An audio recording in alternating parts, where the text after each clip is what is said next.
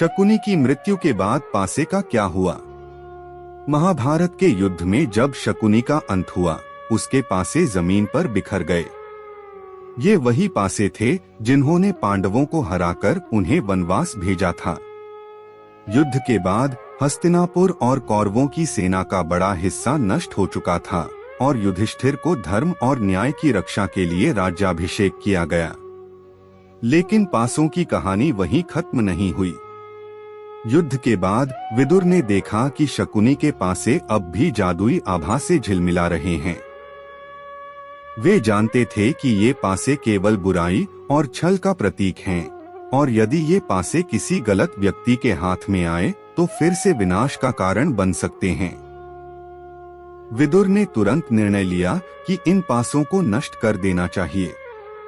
इसलिए उन्होंने कृष्ण से सलाह ली और कृष्ण ने कहा, ये पासे केवल शकुनी की धोखेबाजी का साधन थे, लेकिन अब इनका उपयोग धर्म के लिए किया जा सकता है यदि इनका सही प्रयोग हो।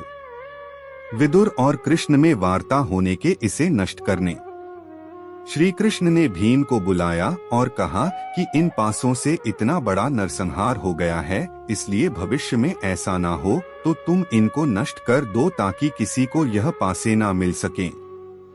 अर्जुन उधर से निकल रहे थे और कृष्ण जी की आधी बात सुनकर पासों को लेकर अर्जुन ने निकल गए। कुछ दूर जाकर अर्जुन ने एक बड़ी नदी में उन पासों को फेंक दिया। वापस आकर कृष्ण जी को बता दिया। श्री कृष्ण ने कहा कि तुमने बहुत बड़ा अनर्थ कर दिया है। अगर वह पासे बहते हुए किसी के हाथ में लग गए तो जुआ फिर से आरंभ हो जाएगा और इंसान की बर्बादी का कारण बनेगा। अंत में यही हुआ, पासे किसी आम इंसान के हाथ लग गए और परिणाम यह हुआ कि जुआ आज भी किसी न किसी रूप में समाज के बीच में मौजूद है।